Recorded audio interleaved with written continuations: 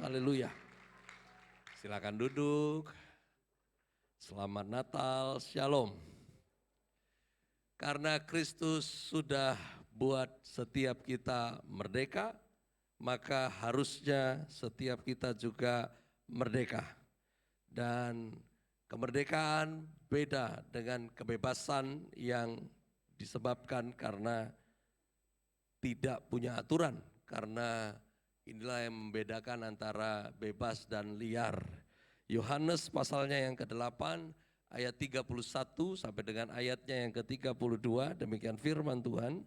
Maka katanya kepada orang-orang Yahudi yang percaya kepadanya, jikalau kamu tetap dalam firman-Ku, kamu benar-benar adalah murid-Ku, dan kamu akan mengetahui kebenaran, dan kebenaran itu akan memerdekakan kamu. Kemerdekaan pastinya mempengaruhi kesehatan mental. Disebut mental illness kalau mereka yang punya masalah dengan hal ini. Yang mana di dalamnya ada depresi, ada gangguan kejiwaan, ya. Karena itu merdeka itu penting. Gak bisa tunggu jadi tua. Dari sejak Anda tahu kebenaran, harusnya kebenaran yang kita mengerti dan kita lakukan itu menjadikan setiap kita itu merdeka. Depresi itu jenis gangguan mental yang paling sering terjadi, yang ditandai dengan kesedihan yang terlalu lama, hingga penderitaan yang gak pernah putus-putus, rasa bersalah, tidak berharga, tidak termotivasi, ya. Bahkan berbagai keluhan fisik yang tidak jelas penyebabnya. Ada juga gangguan yang disebut dengan gangguan kecemasan. Gangguan kecemasan ini adalah perasaan cemas yang sangat kuat, berlebihan, serta berlangsung lama dan bisa memburuk seiring waktu hingga terasa sangat membebani. Jenis gangguan ini meliputi serangan panik, gangguan obsesif, dan juga sering disebut dengan fobia. Ada lagi gangguan bipolar. Istilah-istilah ini keren, tapi ujungnya tetap jiwanya sakit sebetulnya. Ya. Bipolar ini gangguan penyakit mental yang ditandai dengan perubahan suasana hati yang tidak biasa. Perubahan ini bisa terjadi dari sangat bahagia menjadi sangat sedih, dan menjadi sangat putus asa, tiba-tiba gembira yang berlebihan. Buat kamu anak muda yang suka banyak main drama dalam hidupnya, kamu berpotensi untuk terkena gangguan bipolar. Pura-pura bahagia atau belaga sedih, semuanya adalah bagian dari bipolar. Lalu kemudian akibat mental tidak merdeka juga mengalami masalah yang namanya gangguan makan. Gangguan makan adalah masalah mental yang melibatkan pikiran tentang makanan dan perilaku makan. Anda mungkin makan lebih sedikit atau mungkin makan lebih banyak dari yang dibutuhkan. Kondisi ini pun umumnya terkait dengan kecemasan atau kekhawatiran berlebih terhadap berat badan dan bentuk tubuh. Kenapa? Karena akibat mental tidak merdeka. Ada juga karena gangguan stres pasca trauma. Yang model begini adalah gangguan kesehatan mental yang terjadi setelah seseorang mengalami atau melihat peristiwa traumatis. Peristiwa ini bisa berupa kejadian yang mengancam jiwa seperti bencana alam, kecelakaan mobil, kekerasan seksual, atau pengalaman lain yang membuatnya trauma. Ini adalah akibat mental tidak merdeka. Ada lagi masalah psikosis. Adalah tipe mental disorder yang sangat parah yang menyebabkan pemikiran dan persepsi seseorang menjadi sangat tidak normal. Kondisi ini ditandai dengan delusi, halusinasi pada penderitanya. Adapun yang sering disebut pada kondisi ini adalah schizophrenia. Pernah dengar pasti? Ya. Ya, jangan suka dengan istilah-istilah keren ini. Ujungnya tetap gangguan jiwa. Ya. Bisa mendengar suara lebih keras dari orang lain yang mendengarnya. Menjadi sangat peka. Bahkan berkepribadian yang bukan ganda tetapi multiple yang luar biasa. ada beberapa contoh tentang akibat mental tidak merdeka dari beberapa narasi di dalam Alkitab. Yang pertama adalah dari Israel yang keluar dari Mesir, namun masalahnya Mesir belum keluar dari Israel. Di dalamnya ada masalah soal nilai kehidupan, ada cara berpikir, ada respon perasaan, dan akhirnya metode penyelesaian masalah yang bermasalah.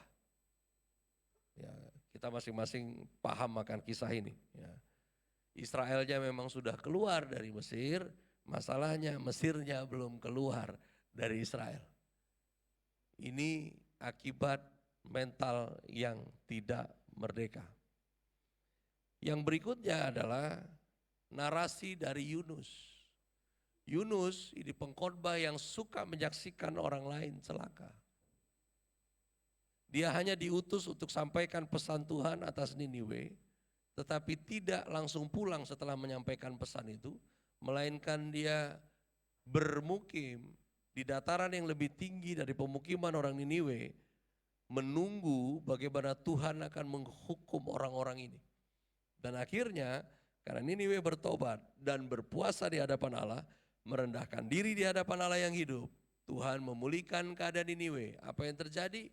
Yunus justru menjadi frustasi melihat itu.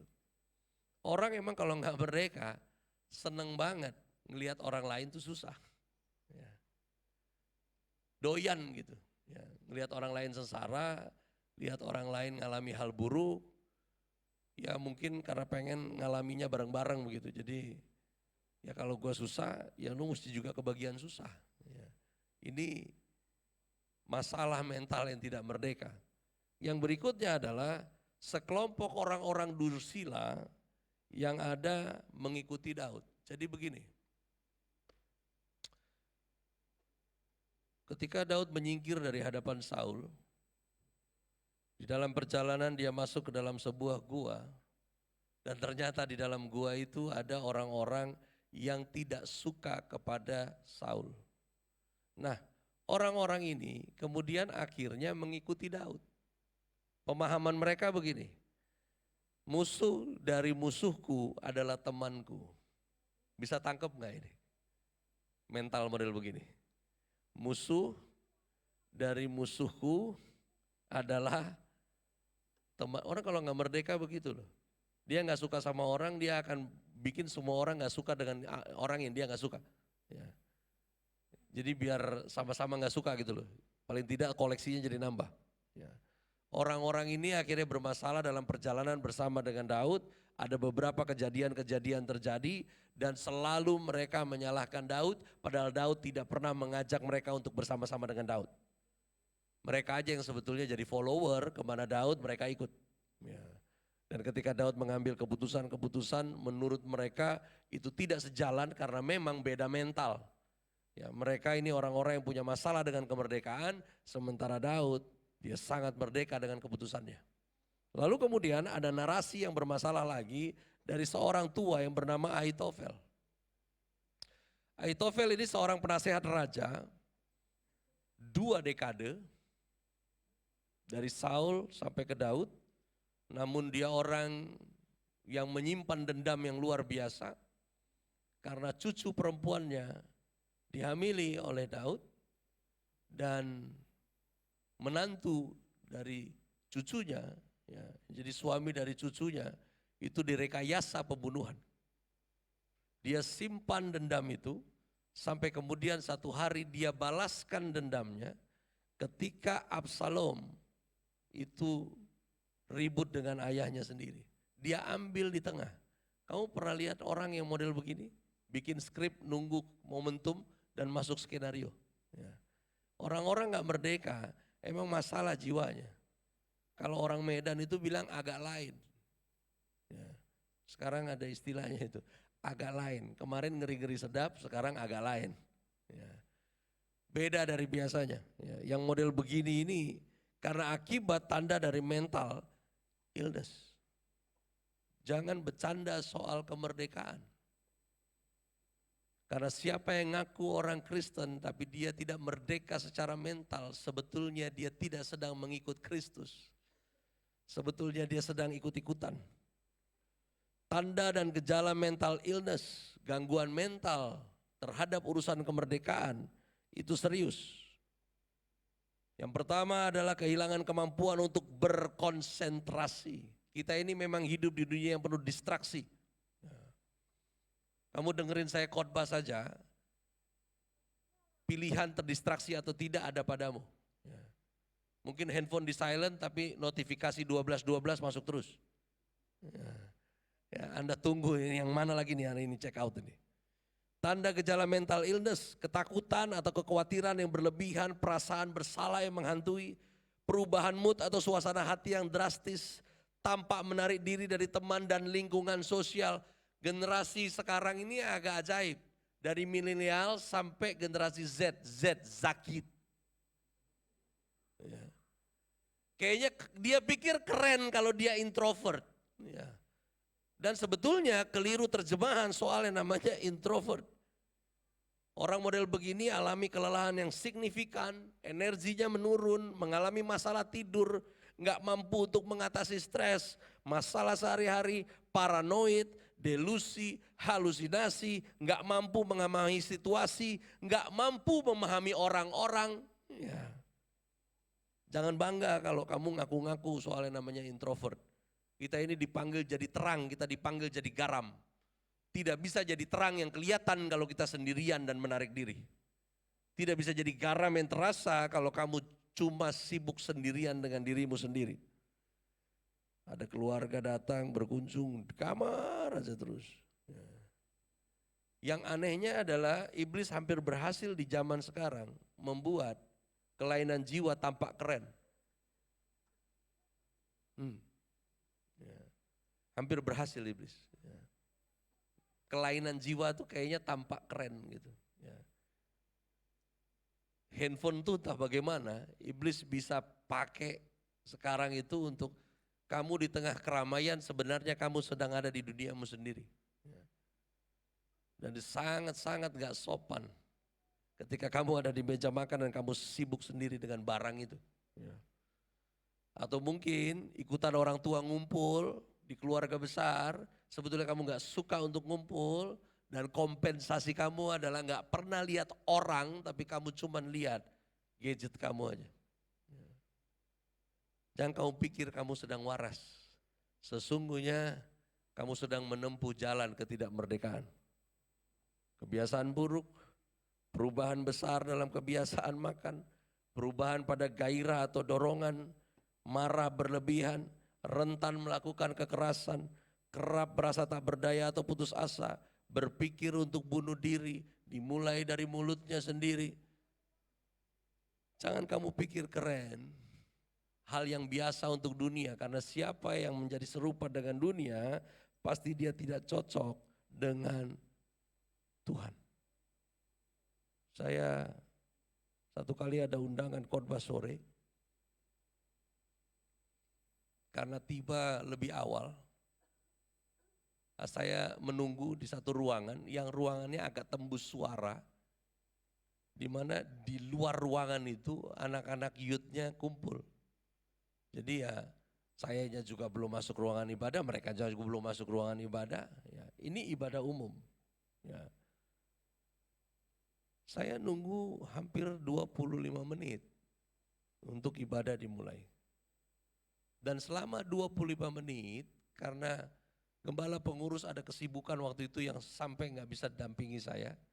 Jadi saya diam dan hanya dengarkan apa yang terjadi di luar karena tidak terlalu kedap.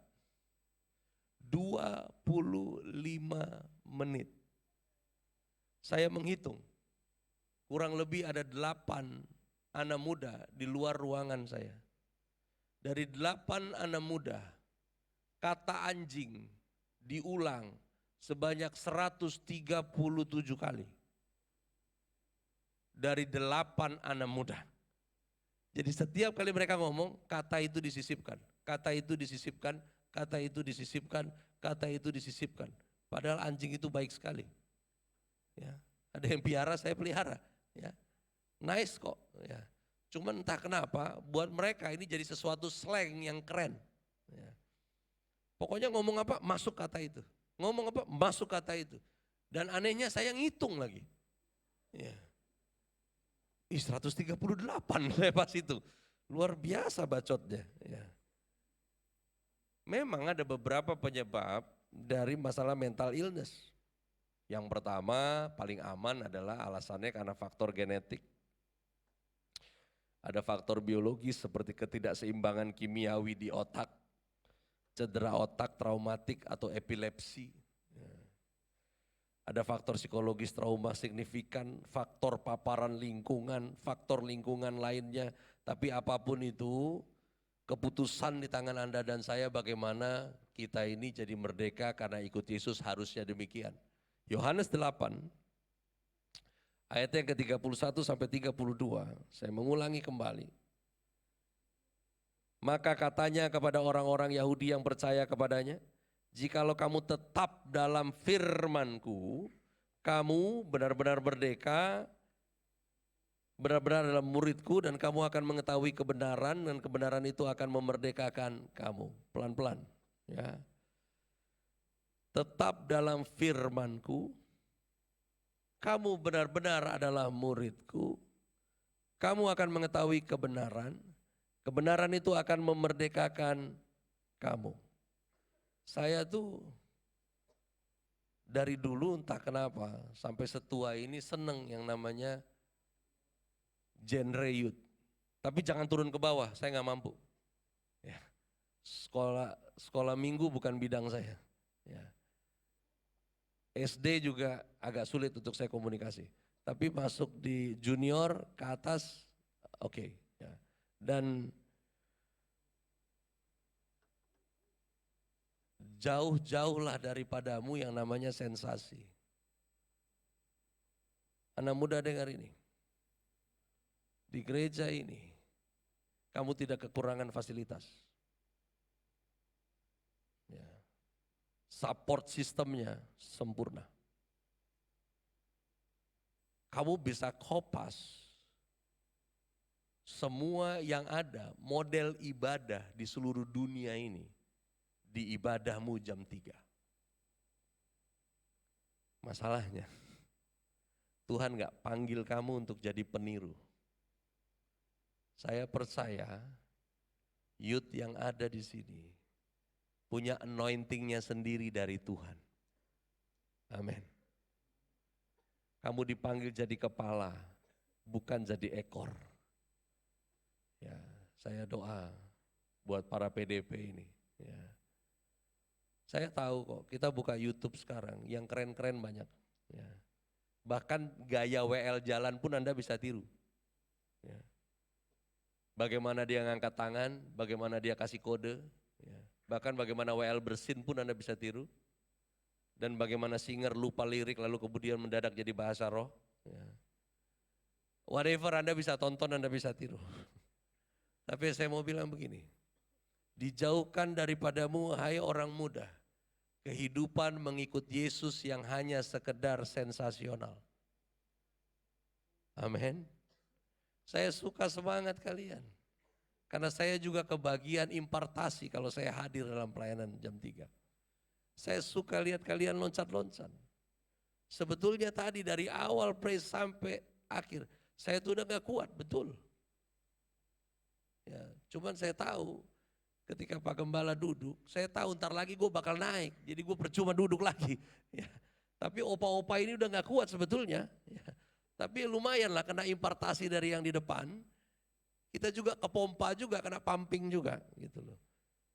Tapi gini, hidup kekristenan bukan sekedar jingkrak-jingkrak. Itu gak jamin kamu, sesungguhnya kamu merdeka atau tidak. Ada beberapa hal di sini dan Yesus bilang, kalau tetap dalam firman, kamu murid. Ada kalanya kita di dalam firman, ada kalanya firman di dalam kita. Oke? Kapan itu firman di dalam kita? Ketika kamu baca firman, mempelajari firman, maka firman di dalam kamu. Kapan kamu di dalam firman? Ketika kamu melakukan firman. Masalahnya melakukan firman bukan momentum.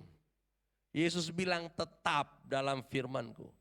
Maksudnya tetap adalah jangan berhenti untuk melakukan apa yang benar karena kamu sudah dibenarkan oleh karya Kristus.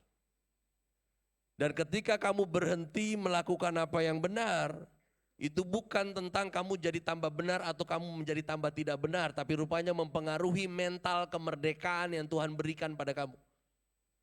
Karena siapa yang berhenti untuk tinggal di dalam firman, maka dia berhenti untuk mengalami apa yang disebut dengan merdeka. Merdeka itu bentuk mental. Membentuk mental yang dipengaruhi dengan nilai kekal. Filipi 1 ayat 21 sampai 22 di sana dikatakan demikian. Karena bagiku hidup adalah Kristus dan mati adalah keuntungan. Tetapi jika aku harus hidup di dunia ini, itu berarti bagiku bekerja memberi buah. Jadi mana yang harus kupilih? Aku tidak tahu. Mati itu keuntungan, syaratnya adalah hidupnya harus bagi Kristus dulu. Kalau hidupnya enggak bagi Kristus, mati tetap sial. Ya, enggak ada cerita itu. Ya. Karena itu nilai itu yang menentukan siapa kita satu hari nanti dikenang. Siapa kamu dikenal dengan kelakuanmu, itu adalah manifestasi dari nilai yang kamu junjung tinggi dalam hidup kamu. Ya. Saya pernah dengar, saya lupa tapi di mana gitu ya, ini apakah spotnya TikTok atau apa gitu. Jadi si cowok ditawarin minum, mau kopi atau mau teh, ya. Kopi deh, ya. Nggak mau teh, iya deh teh aja. Gimana sih? Ya, pelin-pelan banget. Ya. Tadi mau kopi, sekarang mau teh. Udah air putih aja, iya deh air putih aja. Nah gimana sih air putih? Ini dong. Ya. Dia ini ujungnya dinilai pelin-pelan karena memang masalah nilai yang dia junjung tinggi. Hal yang sama. Setiap manusia itu sama-sama bergerak. Pagi di Jakarta, Senin sampai Jumat, macet, sama-sama bergerak orang. Ya. Cuman masalahnya, setiap orang digerakkan oleh nilai yang berbeda. Tetapi casingnya sama-sama bergerak. Sama. Ya. Kita di ruangan ini sama-sama muji Tuhan juga.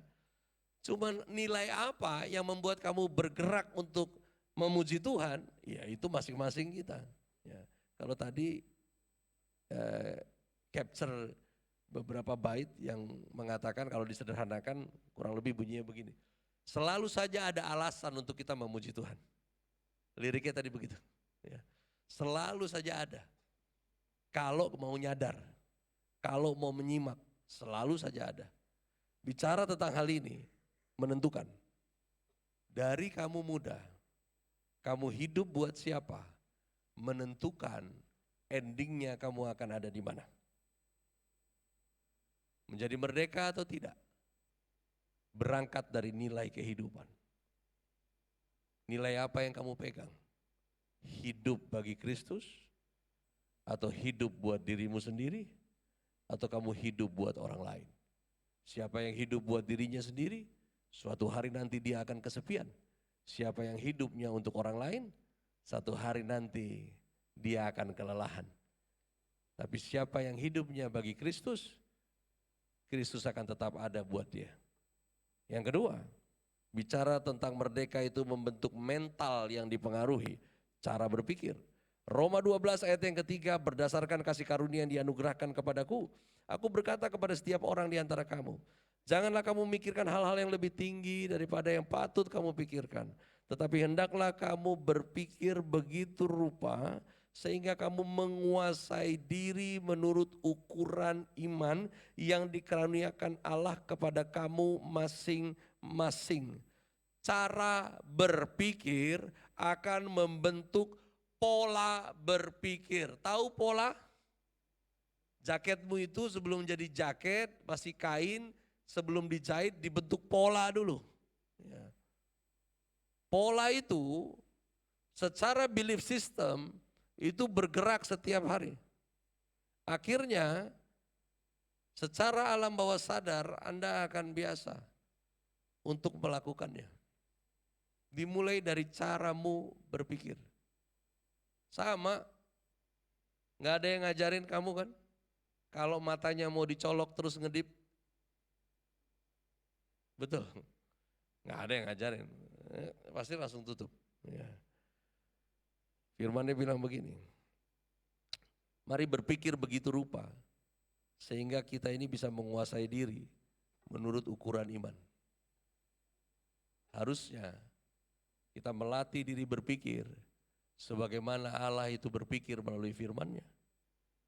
Dan firman bilang, jangan mikirin hal-hal yang lebih tinggi dari yang patut kamu pikirkan.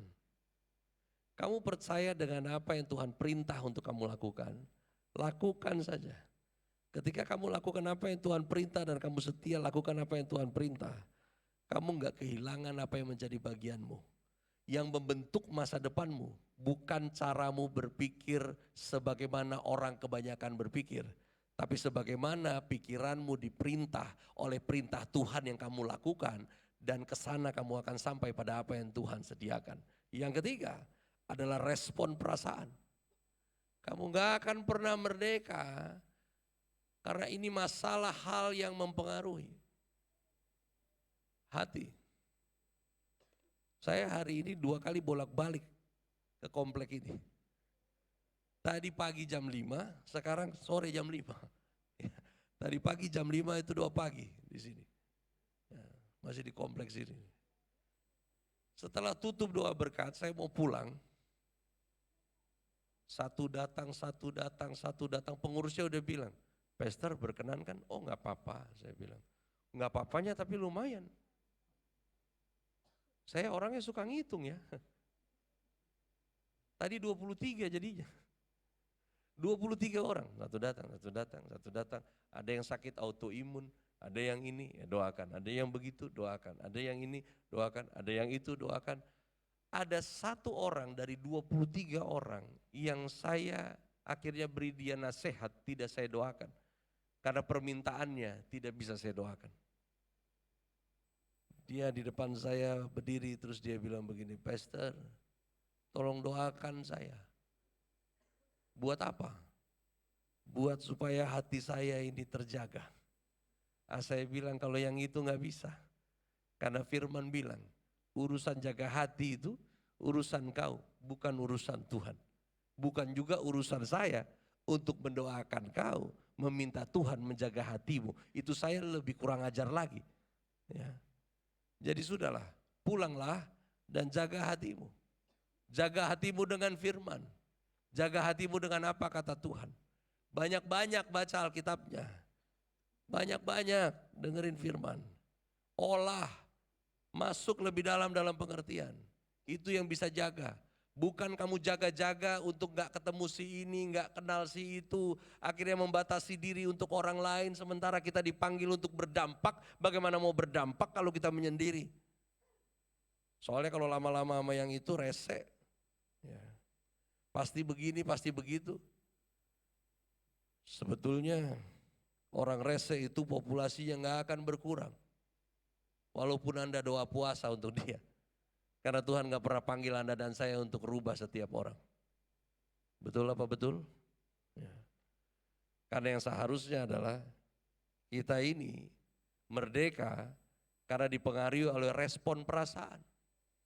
Selama kita menyuruh orang lain yang jaga perasaan kita gak akan pernah merdeka. Karena merdeka itu terjadi karena Anda turut pada firman yang mengatakan hatimu itu jaga sendiri, bukan Tuhan yang jaga.